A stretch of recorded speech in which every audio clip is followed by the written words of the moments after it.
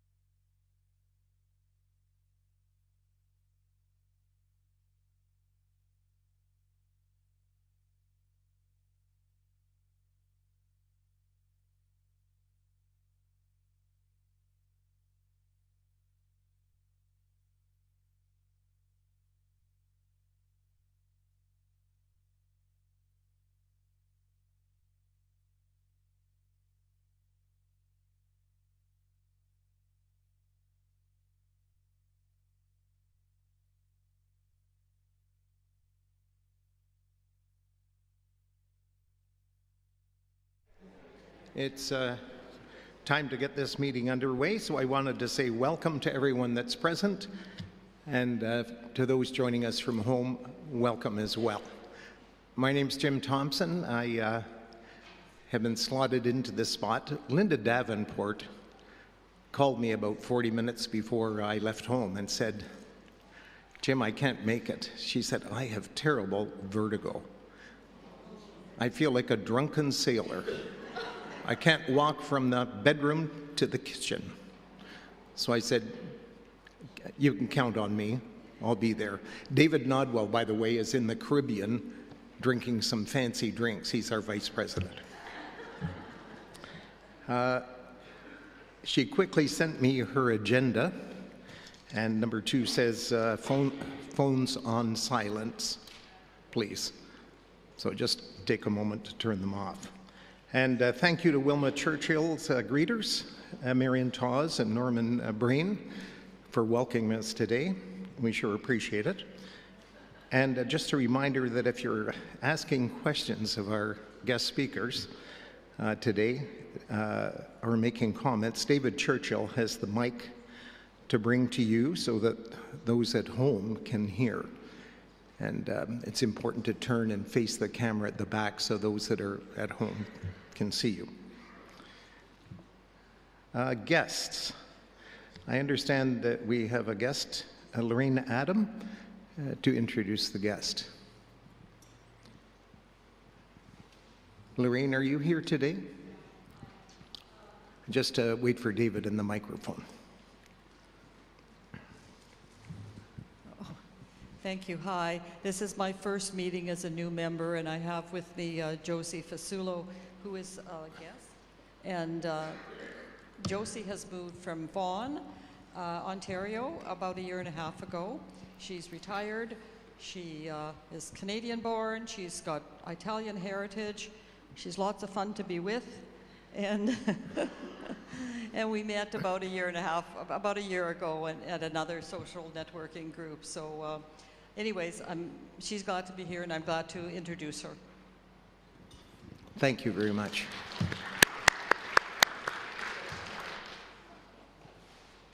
You know that I usually like to start out the meetings with a joke. I don't really have jokes today, but we do have Valentine's Day.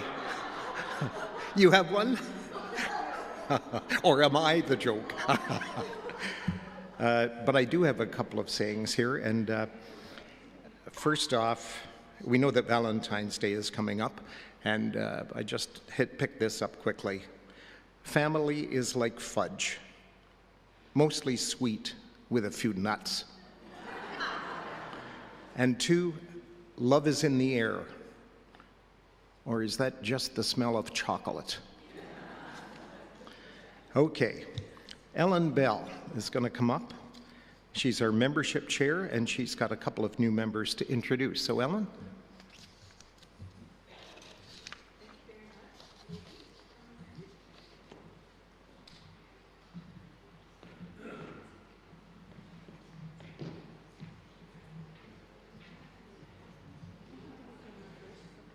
By me right here. Andrea, you come on the other side. Good morning, everyone. The introductions have gone through a transition, and Linda Davenport, our president, is now helping me with them. And she actually asked me to do them today. I don't think she knew she was going to be absent at the time, so that all worked out really well. And so I do have 2 new members to introduce. My 2 ladies right here. And right here to my left is Sally Dion. I'd like to introduce Sally. She lives in Guelph, as does her daughter, son-in-law, and 2-year-old grandson. Sally worked for Foreign Affairs and International Trade Canada and is now retired. She enjoys reading, choir, walking, hiking, dragon boat paddling, canoeing, walking her dog Ruby, symphony, opera, and volunteering. Sally relocated from New Brunswick to Guelph 5 years ago and appreciates the beauty of this area. She is also grateful for the abundance of activities and networks through clubs like PROBUS, Newcomers, Seniors Association, Breaststroke Dragon Boat Team, and others that have presented opportunities to connect with many interesting people. Sally thanks PROBUS for welcoming her to the club. Sally Dion.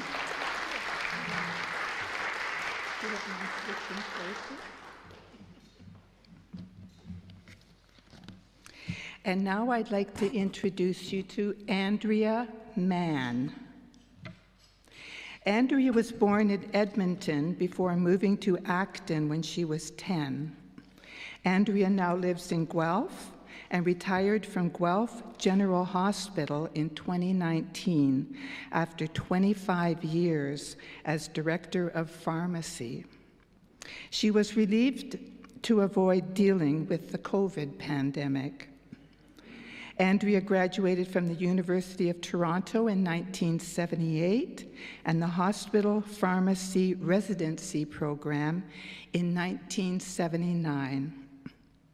Andrea and her first husband had 4 children before divorcing after 20 years of marriage. Her children have lovely partners and successful careers, and she has 4 grandchildren ages 19 to 6. And her biggest enthusiasm is spending time with them.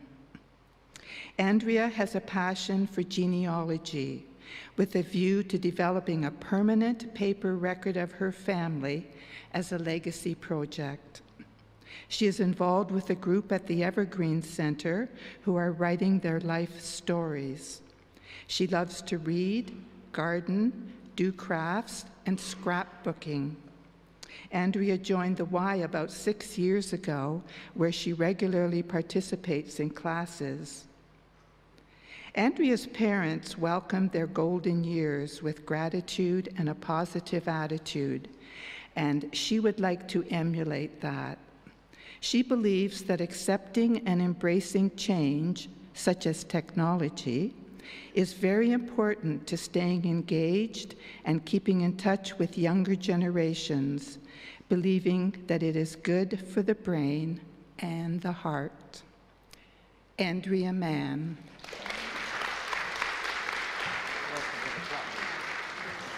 Thank you very much.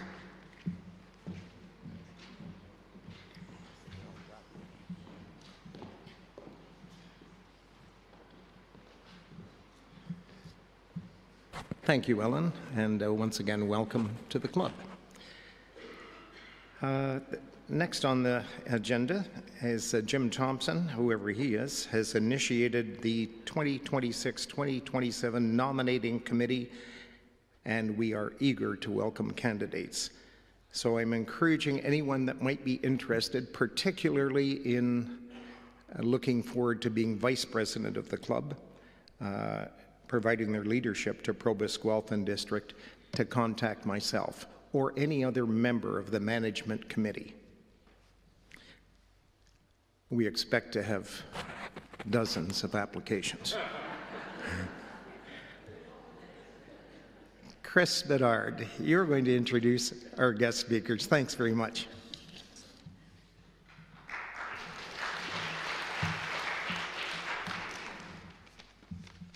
Good morning. It's my pleasure to introduce Dan Atkins and Kirsten Bester from the Guelph Public Library. Before I do, how many people have been in a library in Guelph in the last 6 months? Quite a few, yeah. And you probably are aware, when I was a kid growing up in Welland, we had a central library, and basically it was, you just went in and got books. But the library today is now, it's a community hub, and it's really quite an interesting thing. I got involved with the library because I hadn't really gone into the library particularly. I got involved with it because a few years ago, I heard about a program they had for young people to write short stories and poetry. for grade 7 up, I think. And they actually get published in a book that ends up being in the Canadian equivalent of the Library of Congress. The quality of the material is wonderful. There's one young lady that writes short stories, and she's won 2 or 3 years. I think Emily's her name. Anyway, I think she might be the next Alice Munro. Just a gifted writer. And the whole program is exciting, and so I belong to the Kiwanis Club as well. So we started getting involved with them to help promote that program. And for any of you who are golfers, we run a golf tournament. Last year we raised about $3,300. It wasn't a lot, but it's enough to sort of keep the program going a bit and do some other fundraising. Anyway, I've had the pleasure of working with Kirsten and Meg, and Amy's over there somewhere, and the one I really like is Emily, but they didn't bring her. And they are some of the finest people that you would want to ever deal with in terms of working and running a function and whatnot. They came out to the tournament last year. They were a huge hit. Everybody loves them. We raised more money simply because they were there. And so we're going to continue that and promote it. But I'll get on to the actual program here. So Dan Atkins, unfortunately, I'd only met Dan today. And he's a lifelong resident of Guelph. He's holds a master's degree in library science from the University of Toronto and has been part of the Guelph library system since 2006. He began in reference library and running other things, and he's now basically the CEO and runs everything at the thing. And I will say this, from my business life, I dealt with a lot of business leaders. The really good business leaders have really good people around them. They don't feel threatened by having quality people. And when I deal with Kirsten and Meg and Amy and poor Emily who didn't make it, I know he's got great people around him, and that's a sign of a very, very good CEO. Now, Kirsten Bester, hard to describe. Kirsten's a force of nature. Kirsten's like lightning in a bottle. She has a smile that lights up the room. All the guys at Kiwanis like, oh, it's Kirsten. Anyway, and she's development officer for them, runs their fundraising, runs things like that. So she's going to talk as well. So you get a double header today. So we'll start with Dan. Dan?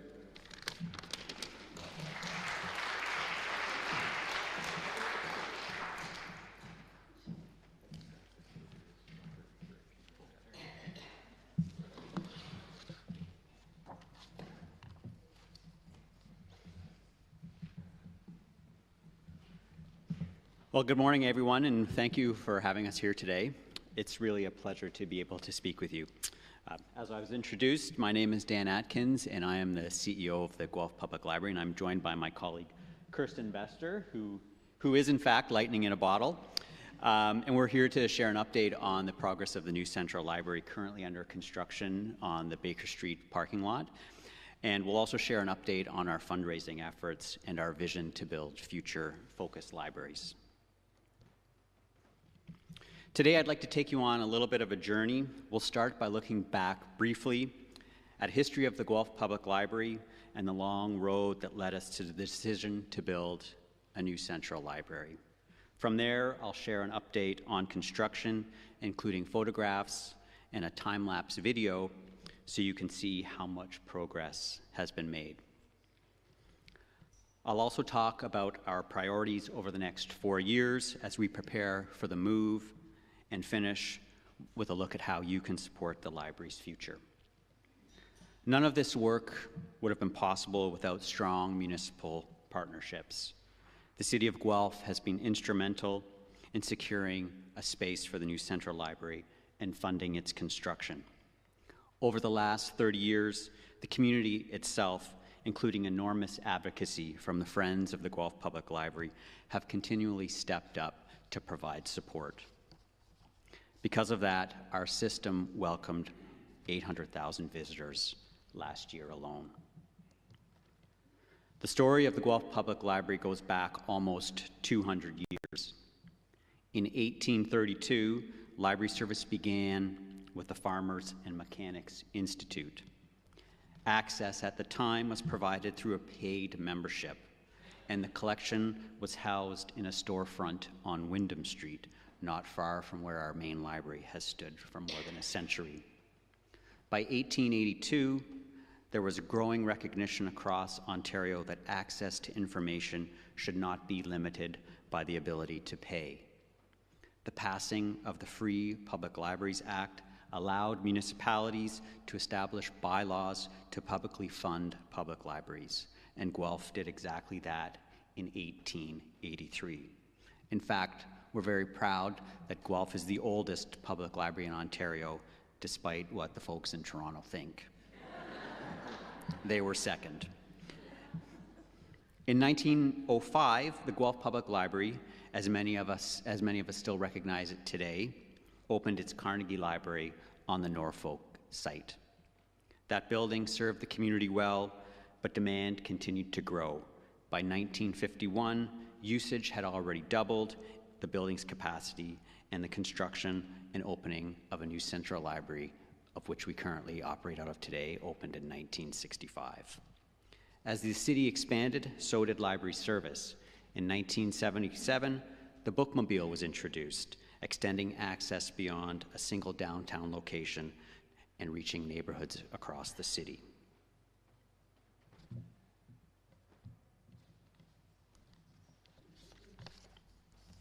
Branch expansion followed soon after. In 1984, the library opened its first branch at the Bullfrog Mall location, followed by the Scottsdale branch in 1986, both of which continue to operate today. In fact, Scottsdale is currently undergoing a minor renovation. We're updating the 40-year-old circulation desk, as well as doing a renovation to the washrooms to improve accessibility. The 1980s and 1990s were also a period of significant modernization.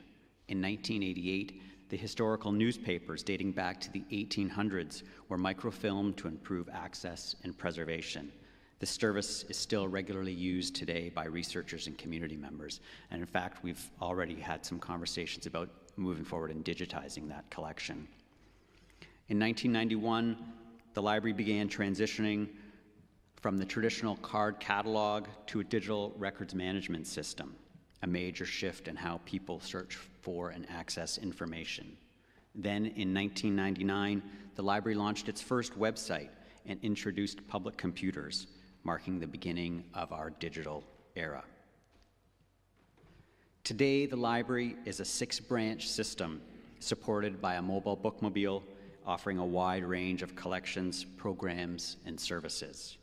Each year, we welcome more than 800,000 visitors in person, and we see more than 1 million visits to our online catalog and online digital resources. In 2024 alone, daily service increased by 5%, program attendance grew by 28%, and our makerspace rose by 11%. All of this points to one thing. The library is a busy, vibrant, and heavily used part of the community. But I think you can go even farther and suggest that public libraries are a critical piece of social, cultural, and digital infrastructure. Public libraries are essential for functioning democracies, for building community resilience, bridging the digital divide, and providing equitable access to information. At the same time as this growth, advocacy led by the Friends of the Guelph Public Library for a new central library had been building. To understand the new building currently under construction, it's important to understand how long this conversation has been going on. The timeline stretches back nearly 30 years to the 1990s, when the age, condition, and limitations of the downtown building were becoming increasingly difficult to ignore. In May of 1995, the library and city council began discussing potential sites for a new central library.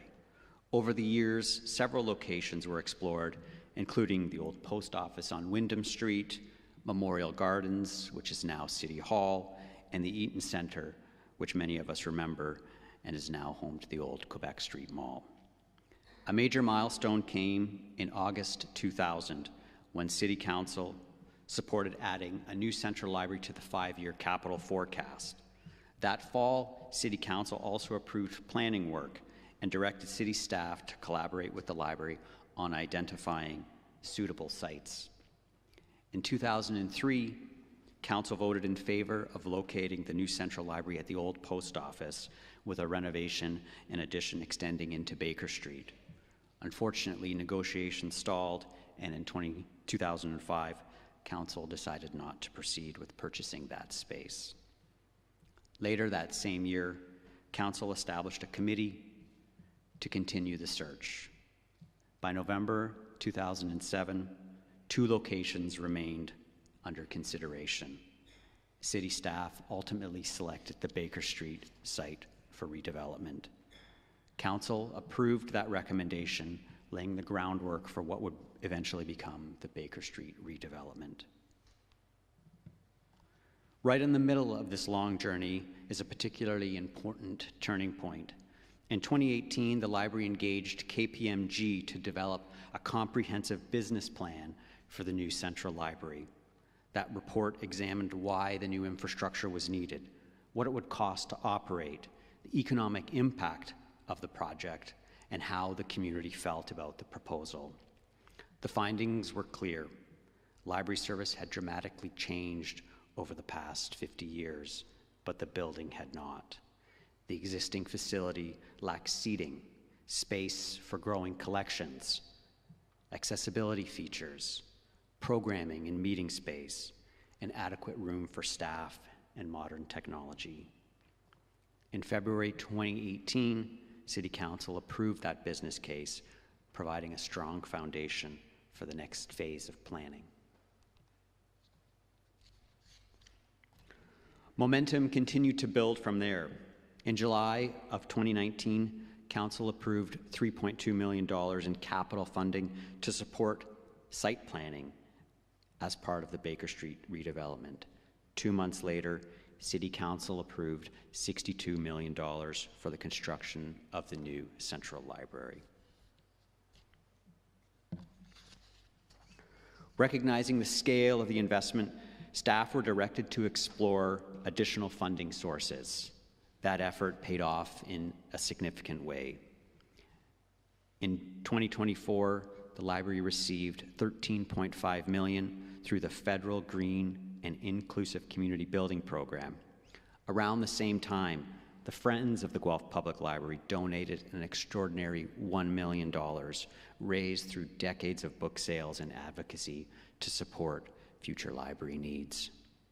That same year, the library launched a fundraising campaign to support technology, archives, the makerspace, and future capital priorities in the building. All of that work led to a major milestone in June of 2023, when the city and the library officially broke ground and construction began. About 8 months later, construction was still happening below grade. Crews were digging a 2-story parking garage underground. And it's a bit hard to see, but I like to play a little game of how many excavators can you see? There's 7.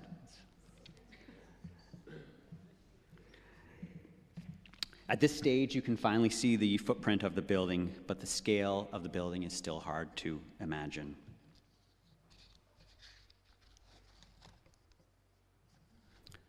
By the fall of 2024, that had changed.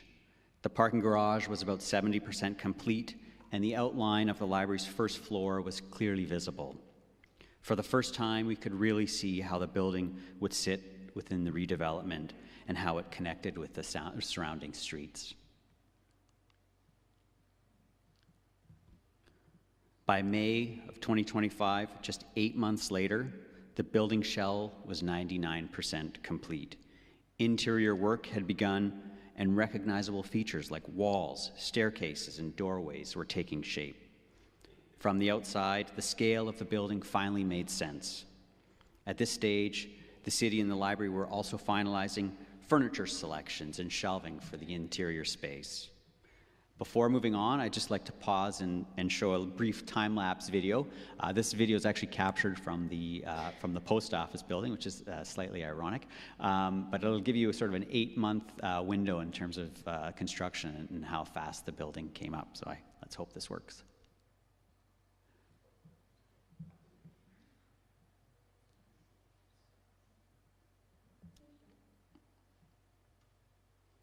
And one of the neat features about this building is there's another project underway by the City of Guelph, the South End Rec Center, and the city was able to use a lot of the excavated fill from that site to backfill this site. So we're very economical in that sense.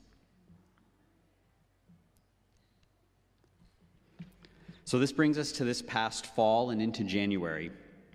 Progress continues steadily, though much of that work is now less visible. The trades are focused on laying the electrical infrastructure and the plumbing and the heating and cooling, the infrastructure that will make this library sustainable. By the end of January, brickwork and masonry were underway, and the windows had been installed. In these images, you can see the north side of the building, the third-floor archives that will house the Robert Munch Archive, and perhaps the Chamber of Choir Archive as well. You can see a view from the second floor, and we will also have a very large atrium on the first floor that will be able to host community events and potentially a bibliobash similar to the Toronto Public Library. We're especially grateful for the crews that have continued to work on this site, particularly during this bitter winter. Construction remains on schedule, on scope, and on budget. We're hopeful that construction will wrap up later this year and the library will be moving in shortly after. If all goes as planned, the community will be able to use the new Central Library in early 2027, which will coincide nicely with Guelph's 200th birthday. Over the next 4 years, our work will be focused on recruiting and training staff, preparing teams for larger and different spaces, moving collections and technology, planning for opening day programs that will truly showcase what the building can offer. Once we're open, we'll continue learning from how people will use the space and refining our services accordingly. With more room, we'll be able to do more. We can expand partnerships and host more community-led programming. The new Central Library is a long-term investment in equitable access to information, learning, and connection. It's been a long journey to get here, but this building will serve as a hub for generations to come as Guelph continues to grow. And now Kirsten will talk about our ongoing fundraising efforts.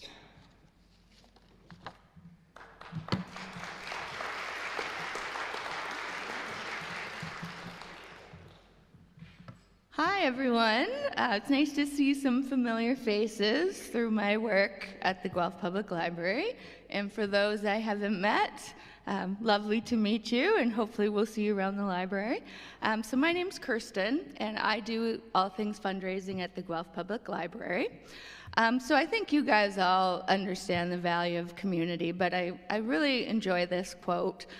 There's no power for change greater than a community discovering what it cares about. And we've truly found that as we've embarked on our campaign for the new library. It's been very wonderful to see all the community support. So as Dan mentioned, in 2023, we started a fundraising campaign for the new build. A lot of people ask, well, what are you raising funds for if the city's committed $62 million? So as Dan mentioned, they have been a great partner for us, and they've committed the funds to support the outer structure and the basic furnishings inside. So our campaign will cover the things that go beyond the core physical elements. So for example, as Dan mentioned, to help us provide the programs, technologies, resources we need.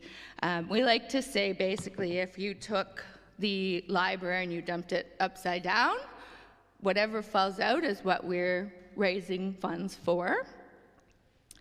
And specifically, those include spaces like community spaces. As Dan mentioned, we'll have a lot of meeting rooms which are in great demand across the city, ranging from 2-person, 4-person, 6-person, 10-person, 20, 100-person. So those kind of things to make those spaces welcoming, as well as our maker space. So we currently have one at our Westminster Square branch. So the new one that we're planning at the main library will be designed for the space specifically and able to, to meet the needs of our growing community. Archives, we're very proud of our new archives to come. As Dan mentioned, we've secured the Robert Munch Archive, so we look forward to being able to welcome the community there. And the last component is future needs, because we understand that with a library 3 times the size of what we have now as our main library, we're going to want to make sure that we can renew the equipment as it's needed, expand things. Of course, when we open the doors, we don't know exactly what to expect. We can plan, but they're, to help cover things like that come up. So essentially, funds will help inspire, equip, and evolve the new library, and they will help us ensure that the space is fully equipped to serve our community in the ways we would like to. Gifts will empower our community to thrive today while also building a lasting legacy for tomorrow, one where all of our tools, collections, technologies, and learning experiences will stay relevant and can continue to inspire Guelphites and unlock potential now and far into the future. So I've had the pleasure of helping to develop a donor recognition platform in the new space, because we really want to pay tribute to all those people over the years that have helped make this project possible. Our narrative will draw inspiration from a kaleidoscope motif. So just as a kaleidoscope is formed by various elements coming together, that is our vision in celebrating our donors to the project and reflecting the community's collective effort in bringing this project to life. So as Dan showed you, we have a 2-story atrium lobby on the main floor, and that'll be a huge hub for activity. Both of the info desks that we have and entrances are on each end of it. So the actual installment will take place on a 2-story wall within that atrium lobby. And we suspect it to be, a symbol of gratitude and community for years to come. And as I mentioned, we really do value our supporters, so we want to make sure that they're celebrated. There will be a digital screen within the component, so there'll be kaleidoscope pieces that go around the digital screen. So all donors that have helped us, we're going to be listing on the digital screen. We can also share stories, as those will rotate to highlight, different stories, because that's also very important. We like to share why people choose to support the library, what the library means to them. And then for donors that are giving $5,000 or more, we are having their names etched into the kaleidoscope pieces themselves. And it's actually quite cool because the way that they have designed it, artificial and natural light will kind of help it make different patterns throughout the day. So that'll be interesting. We actually kind of are also looking at this as a bit of an art piece that we think people will be quite interested in looking and finding their names and that sort of thing. We do also have a naming recognition program for gifts of over $25,000. So in that case, we're inviting those supporters to select an area of their choosing in the library, and we'll celebrate them through either lettering or a plaque. So that's been quite fun to see people come forward and be excited about a space that they choose that means quite a bit to them. So, last but not least, we do have various ways to support the campaign. If anyone wants to share that with their friends and neighbors or is interested in learning more, we accept gifts in person, online, monthly donations, tribute gifts, gifts of securities, which help avoid capital gains if you donate them directly to us before you liquidate them. We accept gifts in will, which has been really lovely to see, especially for a project like this, because people are able to create a legacy gift to the library. We have an endowment fund at the Guelph Community Foundation, and so that's where that future component of our campaign comes in. So we're trying to build that to ensure long-term future support and gifts from donor-advised funds.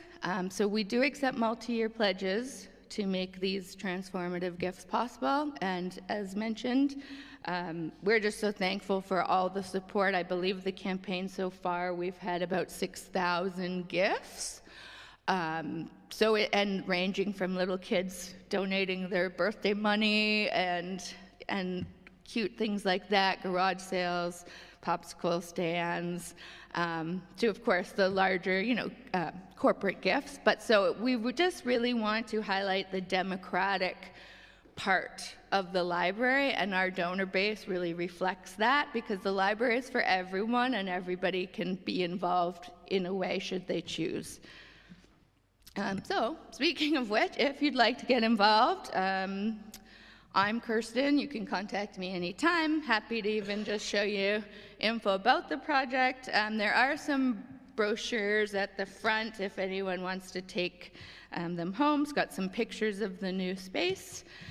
And yeah, feel free to reach out anytime. So that is it. So thank you, guys.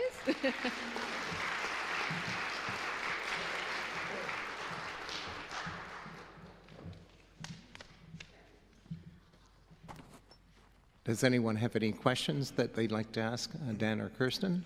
Well, I'll take advantage of the fact that I've got the microphones. First of all, after reading about the LRT project in Toronto, I'd like to commend you. I can't believe a government project is on time and within budget.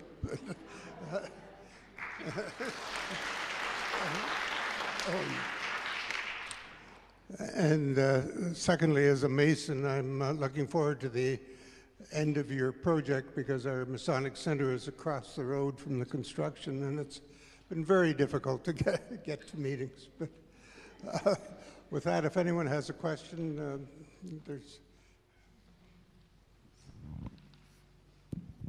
We're being besieged with warnings from all sorts of sources on the impact of AI on the future of all of us. And I'm wondering if there's some anticipation of the way in which this might impact the operation of libraries. That's a really good question. Thanks for the question. Yeah, we've certainly had conversations about the impact of AI. And there's a real opportunity for the library to be a public educator around AI. And we're, particularly this year in 2026, there's an election year, municipal election, and there is some concern around sort of AI-generated pieces and maintaining fair elections. And so we're working on a program that will be rolling out later this year around educating people on AI and the dangers of AI, and also the positive uses of AI. And so it's definitely on our radar, and you'll see more from the library around those public education pieces. I noticed, and a couple of other people close to me noticed, what we thought was a green roof on part of the library. Are we correct? There is a small green roof, yes. It unfortunately is not accessible, but it will function as a green roof. We were hopeful at some point to have that space be available for people for ceremonies and things like that, but it won't be when it opens, maybe in the future, but yes, there is a green roof. Yeah. As well as solar panels. So on the sawtooth portion, there are solar panels on the sawtooth. Okay. Thank you for your interesting presentation. I'm wondering, are you going to be bringing back interlibrary loan? I really miss it. Interlibrary loan is back. Yes. I couldn't see it online when I tried to use it. Pardon me? I couldn't see it on the website when I tried to use it. Well, that's interesting. We can take a look at that for sure, but no, we are definitely doing interlibrary loan. Yeah.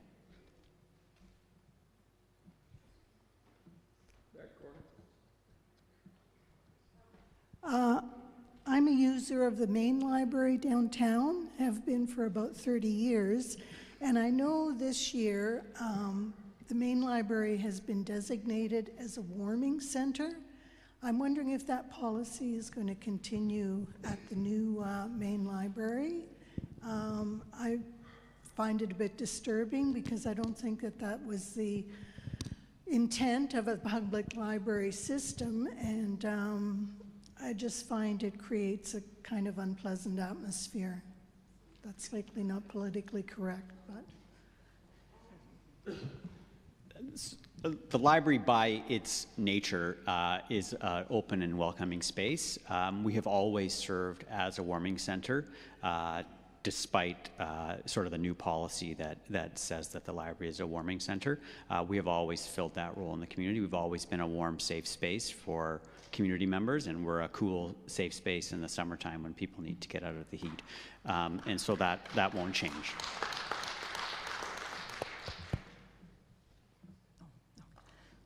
Hi. Just wondering, will Baker Street still be a one-way street?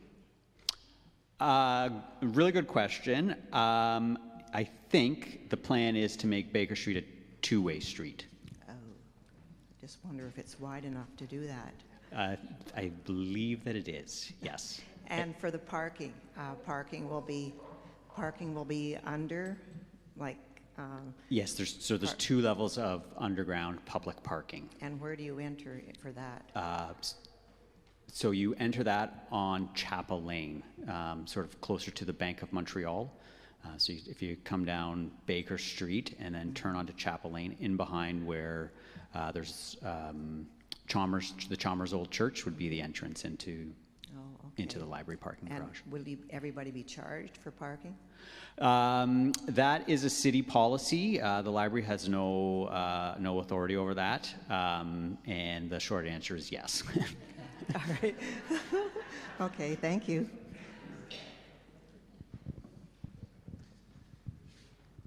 Yeah, as a retired educator, I think the library has tried to fill the gap between what we used to have in schools with teacher librarians, which have been phased out.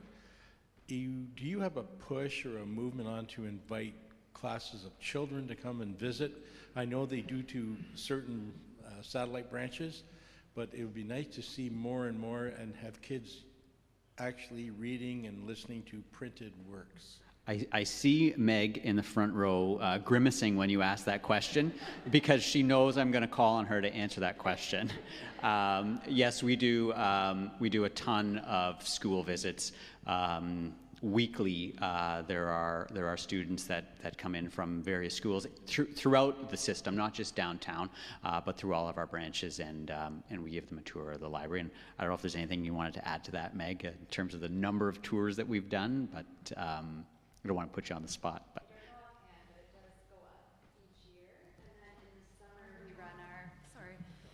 We run our summer reading club to encourage children to keep reading throughout the summer to avoid that summer slide when they get back to school in the fall. Yeah, every year it grows and grows across the city with where they want their visits. And these are free, right? They're free, 100%. Yep. Excellent. Basically for the months of May, for the months of May and June, there's about 8 of us, and that's all we do. we have kids come in for tours, or we go into the school and do tours where we bring technology into the classroom, do some coding lessons. We also do story times and crafts. That's just like full on till the end of the year. And you advertise, and you have a connection at the board that you talk to Do you have a connection at the board? Because we would love to get into this. They don't want to hear from me, believe me. If you've got an in, let us know. I will. Yeah. Okay. Yeah, we've got so many programs we'd like to get into the schools. Like Chris was talking about Teen Etch. So that's the poetry and short story contest. We also have a cover contest that coincides with that. We're trying to get into the English departments and art departments of high schools. Oh, we'd love it. Yeah. Well, I'll pick up a brochure, and I do have one connection here I think would help you. That's great. Thank you.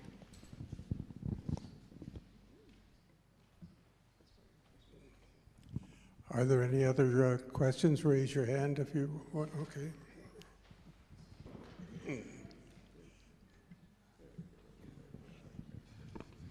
I just wondered if you could speak a little more about the green aspect of the library. In your early part of your presentation, you mentioned you'd received donations from a green organization, I guess. So we received federal funding, a federal grant, because of the sustainability features in the building. So there's a green roof. There is solar panels on the sawtooth. The way the building is positioned allows for sort of natural light. There's a whole bunch more features as well, which honestly falls outside of my my area of expertise as a public librarian. It is all listed on the City of Guelph site, or you can find it through our site as well. But it is it's not a carbon neutral building. It is built to a different standard called One Planet Living, yeah, we were successful in achieving the federal standards to receive that $13.5 million grant.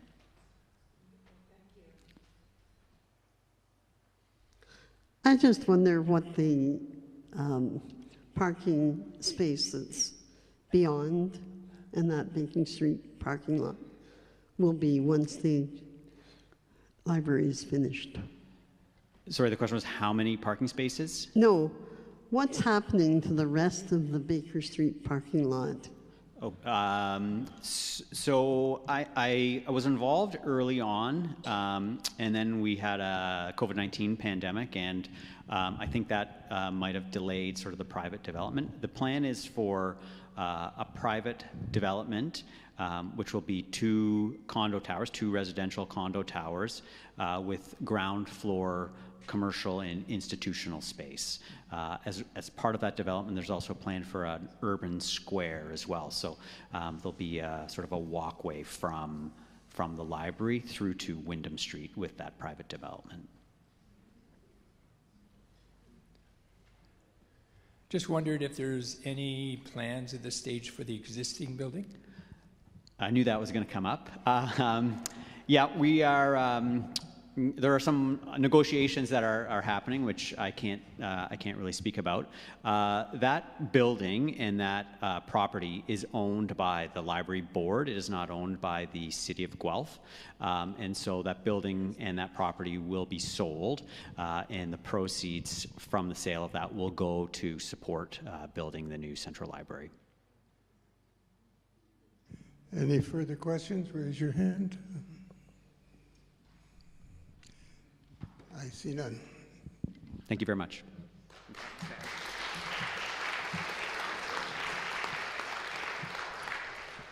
Such an excellent opportunity to find out more about our library right here in Guelph. I'm going to call on Kathy Stevens to thank our speakers today.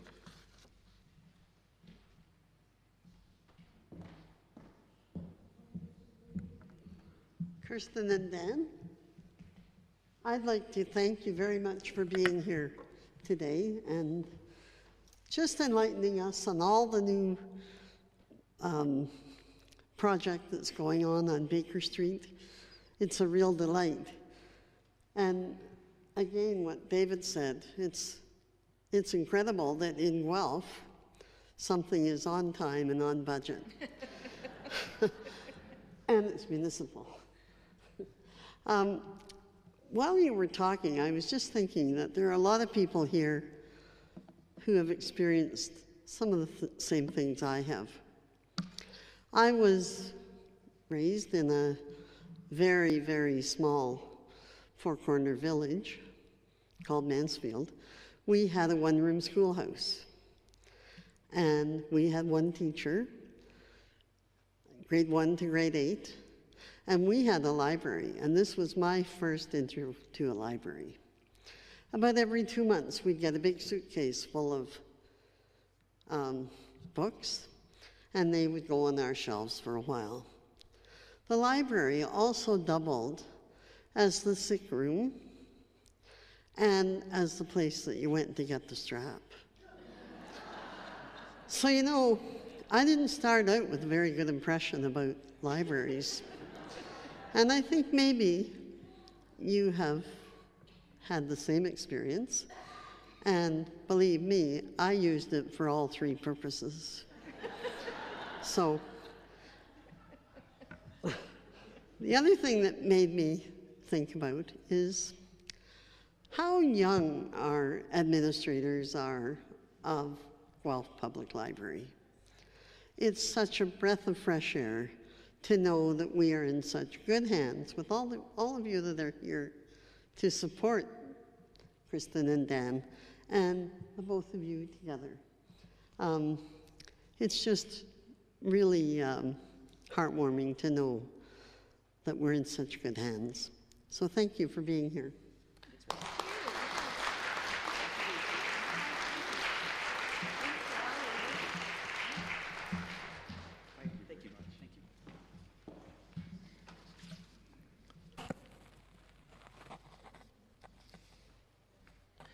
Just as we're concluding the meeting here, is there any other business that we should be addressing that I may have missed out on? Whoop, Marion. I just wanted to let everybody know that you had a birthday yesterday.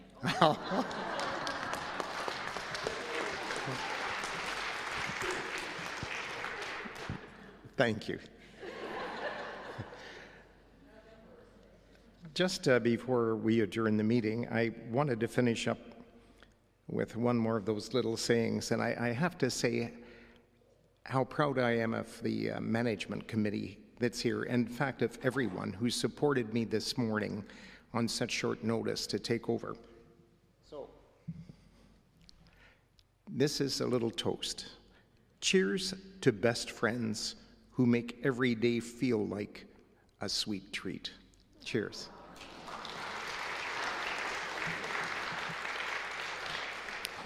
And just before you leave, I want to remind you that there's still coffee left at the back, I think, and tea. Let's not have to pour it down the drain. Stick around a little bit and visit and have a little more fun. It's 10:07. Dave, how long have we got that we can be here? Sorry, 11:07. You're right. This meeting is adjourned, and enjoy your visiting. See you next month.